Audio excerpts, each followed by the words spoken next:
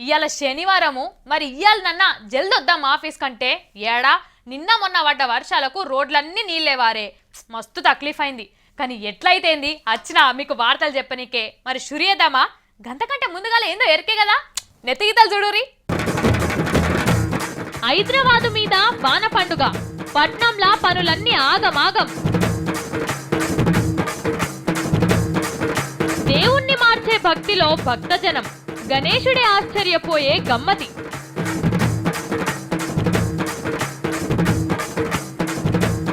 గణేశుని కొలువులో మల్లన్న, కొలువేమైందంటున్నా లచ్చవ్వ. తెలంగాణ మీద గూగుల్ సంతకం, సంపూర్ణ రాష్ట్రం శాటిలైట్ల సాకారం. ఎంటికే మందంలా ఏమో జరిగిపోవు, మహిళ ధైర్యం చూసి దడుచుకున్న రైలు.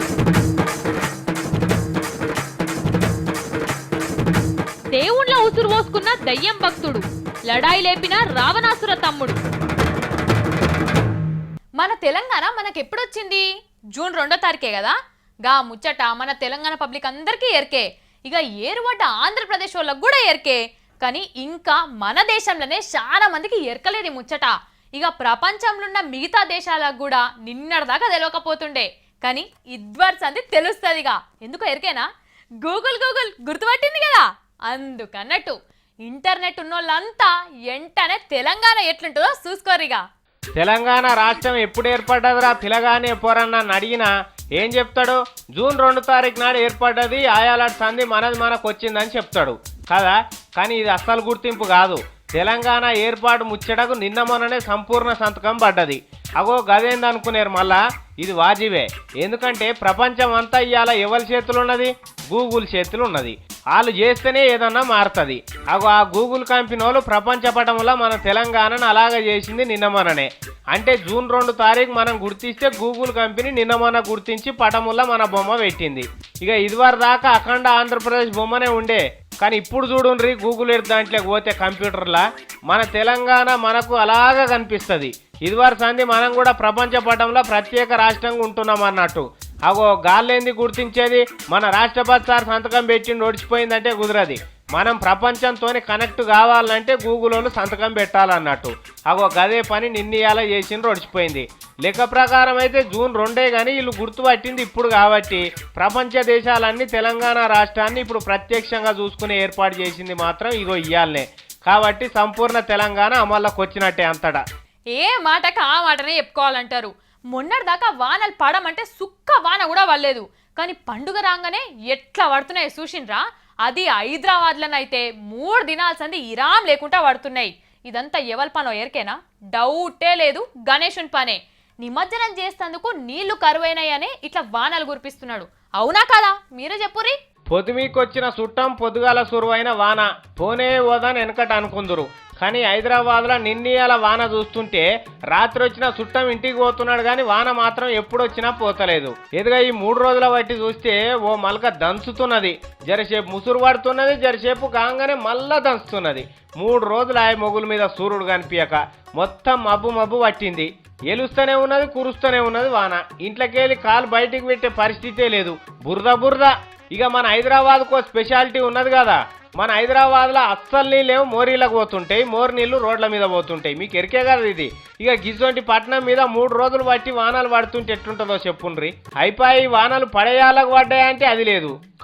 గీర్తులు అన్నీ అయిపోయినాక తీరువాటకం చేసుకొని ఇప్పుడు వడబట్టే.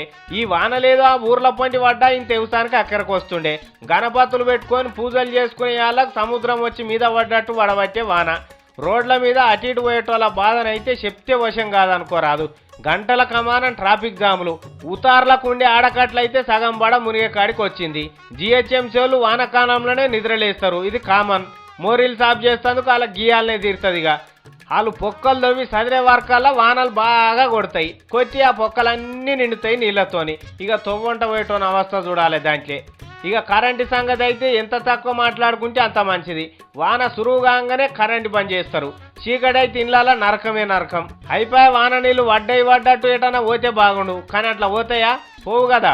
హైదరాబాద్ ఎట్లయితుంది అట్లా పోతే? ఏడ వడ్డ నీళ్ళు ఆన్నే నిలబడే సౌకర్యం ఒక్క మన హైదరాబాద్కే సొంతం. గిన్ని అవస్థలు ఉన్నాయి ఇప్పుడే. రేపు గణపతులు తీసేయాలకు కూడా ఇట్లనే వానలు పడి సౌకర్యాలు కూడా ఇట్లనే ఉండేనంటే హుస్సేన్ సాగర్ దాకా కొంచపోకున్నా సరే గణపతులను అవిటి మీద కట్టిన పరదలు ఇప్పేస్తే ఏడియాన్ని నిమజ్జనం అయ్యేటట్టున్నాయి.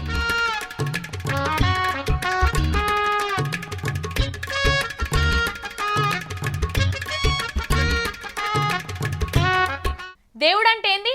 ఇండ్లుంటాడు అండ్లుంటాడు అని ఏముండదు కదా. చెట్టు పుట్ట ఆకు కొమ్మ ఇట్లా మనం ఎండ్ల మొక్కితే అండ్లనే ఉంటాడు. ఇదంతా ఎందుకు చెప్తున్నా అంటే నిన్న వినాయకుని పండగ అయింది కదా. తీరొక్క గణపతిని పెట్టి పబ్లిక్ అంతా మంచిగా పూజలు చేసిండ్రు. ఇగో ఈడ ఇంకొంతమందికి ఆ దేవుడు ఎన్లెల్ల కనబడ్డాడు, ఎక్కడెక్కడ కనబడ్డాడు, ఎట్లెట్లా పూజలు చేసిండ్రో చూడురి. చూస్తున్నారులా ఈ వినాయకుని విగ్రహాన్ని దేంతో తయారు చేసిండ్రో చెప్పుండ్రిగా. మట్టి కాదు, రాయి కాదు, మరి ఇంకేంది అనుకుంటున్నారా? ఇది అసలు మనుషులు చేసిన విగ్రహమే కాదు, దేవుడు చేసింది. ఏంది నమ్ముతలేరా? మీరు నమ్మినా నమ్మకున్నా ఇది ముమ్మాటికి నిజం. ఇగో ఇప్పుడు చూడుర్రిగా. చూస్తున్నారా? భక్తుల కోసం స్వయంగా దేవుడే నిమ్మ చెట్టు మొదట్లో వెలిసిండు. ఇది ఆదిలాబాద్ జిల్లా వాంకిడి మండలం బంబారా గ్రామంలో ఉన్న నిమ్మ చెట్టు. ఇగో మంగళారతి పాట కూడా వాడుతున్నారు.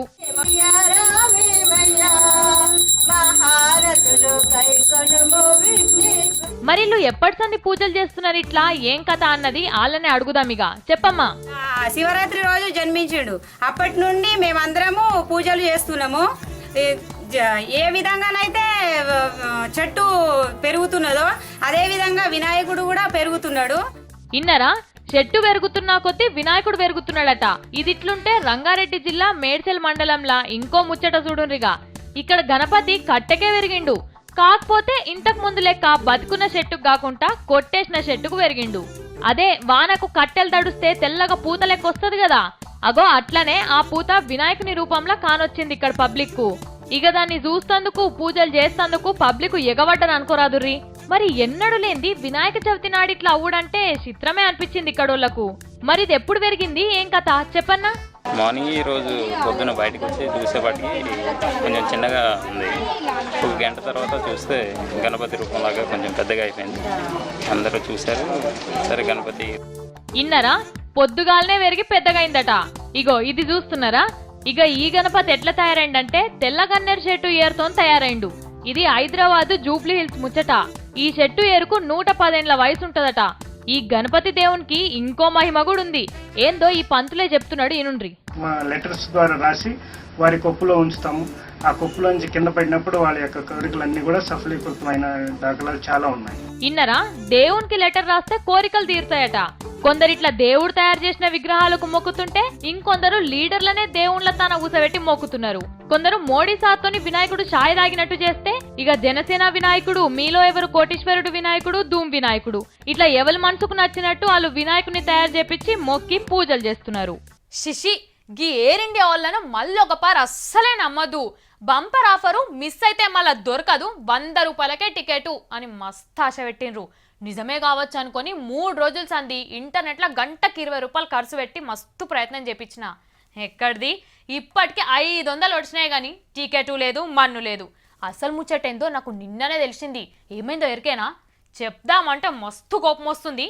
నేను కాదు కానీ మీరు అయ్యుండ్రే ఆ ముచ్చటేందో. ఇకారం తప్పినోడు దుకాణం పెట్టినట్టే ఉంది మన ఎయిర్ ఇండియా పని కూడా. ఇంటర్నెట్ లో 100 రూపాయలకే టికెట్ కొనుండ్రి, దేశంలో 7కెళ్ళి 7 కన్నా పయనం కట్టుండ్రని బంపర్ ఆఫర్ ఇచ్చిండ్రు. ఇక 100 రూపాయల టికెట్ అంటే పబ్లిక్ ఊకుంటారా? ఎన్నడు గాలి మోటార్ ఎక్కనోళ్ళకు కూడా ఆశ పుడుతుంది కదా, అట్లనే అయింది. ఎక్కడిది ఓ ఇరుగబడ్డరు అనుకోరాదుర్రి. నిమిషానికి 80,000 మంది టికెట్లు బుకింగ్ చేసుకుందామని ఎయిర్ ఇండియా వెబ్సైట్ల మీద పడ్డారట. గంతమంది ఒకటే పరి ఇంటర్నెట్ లో బుకింగ్ చేసుడు అయ్యే పనేనా? ఇగేమైందంటే కంప్యూటర్ సర్వర్లన్నీ పని చేసుడు ఆగిపోయి ఎయిర్ ఇండియా వెబ్సైట్లన్నీ బంద్ అయినాయట. మరి వాళ్ళే బంద్ చేసిండ్రా ఇంకెవరన్నా బంద్ పెట్టిండ్రా అని చూస్తే కొన్ని అమెరికా వెబ్సైట్ వాళ్ళు, ఇంకొంతమంది మన దేశం వెబ్సైట్ వాళ్ళు ఎయిర్ ఇండియా వెబ్సైట్లను బంద్ పెట్టిండ్రని తేలిందట. ఇక మేము ఇట్లా అవుతుంది అనుకోలేదు కాబట్టి పబ్లిక్ క్షమాపణలు చెప్తున్నాము. మొన్నటి సంది వెబ్సైట్లు పనిచేస్తలేవని సావు కబురు సల్లగా చెప్పిండ్రు. మరి ఇట్లా ఆఫర్ పెట్టుమని వీళ్ళని పబ్లిక్ అడిగినారు. సరే ఇండియన్ ఎయిర్లైన్స్ సంస్థ ఎయిర్ ఇండియాలో కలిసినందుకు చెయ్యాలనుకున్నారు, బాగానే ఉంది. మరట్లా చెయ్యాలనుకున్నోళ్ళు దానికి సరిపోయేటట్టు ఏర్పాట్లు చెయ్యాలి కదా. ఇంకొన్ని సర్వర్లు పెట్టి ఎక్కువ వెబ్సైట్లు తెరవాలి కదా. హోరెక్కో ఉన్న వెబ్సైట్లే చక్కగా చూసుకోనికి శాత కాలేదు వీళ్లకు. ఇదివరకు అసొంటి ఆఫర్లు వేరే ప్రైవేటు విమాన సంస్థలు పెడితే ఏమైందన్న ముచ్చట తెలివందా వీళ్లకు. నీ పనికిన వారెద్దు ఈ గిల్లు ఎక్కడ తేడా కొట్టిందో కనిపెట్టి అవి మళ్ళా పనిచేసేటట్టు చేసే వరకల్లా ఆఫర్లు పెట్టిన 5 రోజుల పుణ్యకాలం పూర్తయితది అన్నట్టు. అరే సర్కారు పని అంటే ఎంత పకడ్బందీగా ఉండాలి, పబ్లిక్ అంటే అందరికి మజాకే అయిపోయింది పొర్రి. మళ్ళీ ఎన్నడన్నా ఇసుంటి ఆఫర్లు పెడితే మనతో అయితదా కాదా అని చూసుకొని పెట్టమని కోరుకుంటున్నారు పబ్లిక్. ఇవాళ పొద్దుగాలనే వినాయకుని పూజ కడుకోయి కూర్చున్నా, ఎంత మంచిగా అనిపించిందో. విగ్రహాన్నే చూసుకుంటూ కూర్చున్నా అనుకోరాదుర్రి. ఓం గణేశాయ నమ గరిక సమర్పయామి, ఓం గణేశాయ నమ బిల్యపత్ర సమర్పయామి. అగ్గో ఏనో గణపయ్య పూజ మొదలైంది, మనం కూడా చూద్దాం. ఓం గణేశాయ నమ పుష్పం సమర్పయామి, ఓం గణేశాయ నమ తులసిపత్రం సమర్పయామి, ఓం గణేశాయ నమ పత్రి సమర్పయామి, ఓం లంబోదరాయ నమః. ఏ మా మల్లన్ననే పూజ చేసేది, జరాగుదాం. పూజ అయినాక ప్రసాదం ఇచ్చేటప్పుడు మాట్లాడొచ్చు. మాచి కరవీర దత్తూర బదరి ఇట్ట 21 పత్ర ఫల పుష్ప నైవేద్యం సమర్పయామి. ఆ, పూజ అయిపోయినట్టుంది. మల్లనా ఓ మల్లనా. ఏంది లచ్చవా? ఏమో అనుకున్నా గాని నీకు కూడా భక్తి మంచిగానే ఉన్నదే. లేకుంటే నీ లెక్క అనుకున్నావా? సరే గాని ప్రసాదం ప్రసాదం గిందుకైతే ముందుగా ఉరికొస్తావు కదా. పూరి వడ కొబ్బరి కుడుము సేమియా ప్రసాదం సర్వం ప్రాప్తయా మమ అనుకో పిల్ల. మామా ఇక అయిపోయింది, పోయి నీ పని చూసుకోపో. ఏంది పోయేది? ప్రసాదం ఏమంటే మమ అనిపించి అయిపోయింది పో అంటావు. నీ పిల్ల పూజల కూర్చున్నప్పుడు అయ్యగారు మంత్రాలు చదివి మమ అని ఎందుకు అనుకోమంటాడు? మమ అనుకుంటే అయ్యగారు పలికిందంతా మనం పలికినట్టే అయితది, గందుకే. ఇది కూడా గంతే. నేను ప్రాప్తి అన్నా, నువ్వు మమ అన్నావు, నీకు ప్రసాదం ముట్టినట్టే. నీ తెలివి కాకలేక పోను. అరే నువ్వు తిని నన్ను మమ అనిపించినా సింగారం, నువ్వన్నా తిన్నావు కదా అని ఊకుంటా. నువ్వు కూడా తినకుండా అనిపిస్తే ఏమన్నట్టు? నీ పిల్ల నీది ఇంత పెద్ద తలకాయ అన్నది కానీ అలా ఈ సమత కూడా తెలియలేదు. ఈ యాళ్లకు ఏనో తాన గణపతి కాడ భక్తులు ప్రసాదం తింటుంటారు కదా. అవును మరి ఇక ప్రాప్తం అనుకోని మమ అంటే మనం కూడా తిన్నట్టే కదా. నువ్వు నా పక్కకు లేవు గాని మల్లన్న జర పక్కకు జరుగు, దండమని నెట్టుకుంటా దేవుడికి. మల్లన్న ఇద్దరు దాకా సమర్పయామి సమర్పయామి అనుకుంటే పూజలు చేస్తావు కదా, దేంతో చేసినావు? పూలు పలాలేం కానస్తలేవాడా? అవేం లేవు, ఉన్నట్టు అనుకోమని చెప్పి మొక్కుతున్న గణపతి. పేరుకు పెద్ద మనిషివి, ఏమన్నా ఉన్నాయా నీకు? దేవునికి ఏం పెట్టకుండానే ఒట్టి విగ్రహం పెట్టి పూజలు చేస్తున్నావు. ఇగో పిల్ల నన్నేమన్నా అనగాని నా భక్తిని మాత్రం ఏమన్నా అంటే ఊకొని చెప్తున్నా, మంచిగుండది. ఏంది లడాయికి వస్తున్నావు? అవ్వా నోటితోని కాదు ముక్కుతో నవ్వుతారు ఎవరన్నా నీ పూజను చూస్తే. నన్నేం చేయమంటావు పిల్ల? మరి నా నెల జీతం అంతా కలిపితే కూడా ఈ దేవునికి కావాల్సిన పూలు పండ్లు ఏం వచ్చేటట్లేవు. ఆ దుకాణమైన దగ్గర పోతేనే ఒక్క కరకపోసి చేతిలో పెట్టి 20 రూపాయలు అంటుండు. అయితేంది అయితే 21 తీర్ల పండ్లు పూలు ఫలాలు కావాలంటే ఏడికేం తెచ్చి పెడతా గణపతికి? గవన్నీ కావన్నాయి. నువ్వు చెప్పేది కూడా కరెక్టే గాని గట్ల నువ్వుకుంటే నడుస్తుందా చెప్పు? ఇంకా అనొద్దు గాని ఇక మనకున్న ముక్కోటి దేవతలల్లా వినాయకుడే కాస్ట్లీ. అరే కంసే కం పూలన పెట్టవా దేవునికి? ఏమన్నా అంటే అన్న అంటావు గాని మళ్ళా. నిజంగా దొరకకనో లేకపోతే పండుగ కాబట్టి ఇంతంటే అంత పెట్టి కొంటారు అనుకుంటారో ఏమో తెలియదు కానీ షటాక్ శామంతి పూలు 40 రూపాయలట. ఎట్లా కొనాలి ఎట్లా పెట్టాలి? ఒక జాగలో కాకపోతే ఇంకొక జాగాలనన్నా తెచ్చుకునేది ఉండే, గంతే గాని నువ్వు ఇట్లా చేసుడైతే నాకు సుతారం అనిపిస్తుంది మల్లన్న. ఒడ్డు మీద ఉన్న వాళ్ళకి ఏమెరక కోనేరు లోతెంత అనేది. ఎవరింటా చూసినా మా దేవుల పైసలు ఒడుచుడేనా?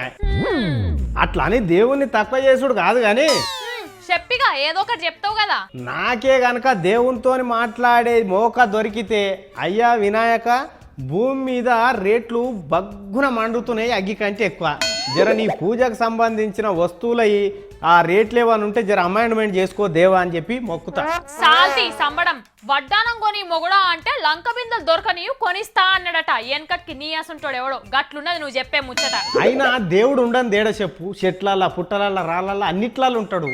మనసులో మంచిగా తలుచుకుంటే ఆయన అన్ని తీరుస్తాడు. నీ అసంటోళ్ళు ఉండాలే గాని లోకంలో ఇక మస్తుగా అయితే ఈ పూజలు. ఏ ఊకు అట్లా అనకు పిల్ల, నాకు అంత ఎట్లనో అవుతుంది. ఈ పైసలకి నా వారేస్తే అటు పోయి తేనన్నా తెస్తా. ఇక ఎట్లనో ఒక అట్లా ప్రసాదిస్తాడు మళ్ళా స్వామి నా పైసలు నాకు.